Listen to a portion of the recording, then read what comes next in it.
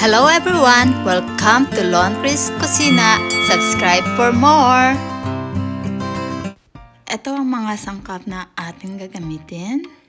Coriander leaf, spring onion, paprika, parsley,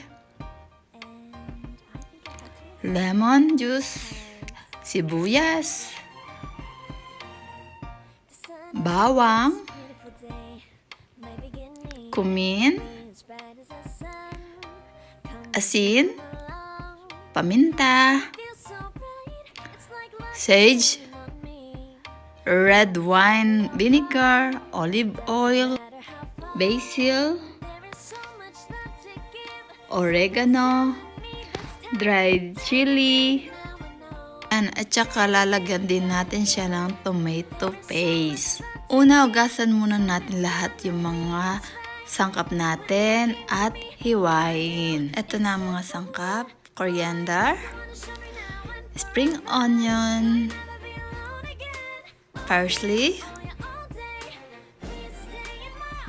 paprika, sibuyas, bawang, lemon juice. Ayan, simulan na natin. Ilagay natin ang paprika. Isunod ang coriander, parsley,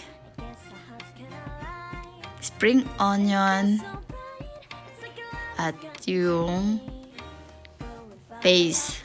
Bawang sibuyas. Yan yung sili, dried chili, oregano, basil, yung sage, paminta, cumin, asin, red wine vinegar, olive oil, at saka yung lemon juice. At tapos, haluin lang natin siya.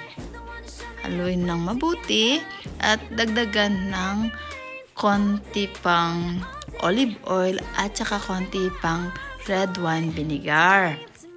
Ayan, dinagdagan ko siya kung kulang pa. Ayan, pwede na tong sauce na to at pwede rin naman siyang durugin. Kagaya nento, kung gusto nyo. Ayan, ready na ang ating sauce. Enjoy! Cook with love, eat well, and thank you for watching. See you!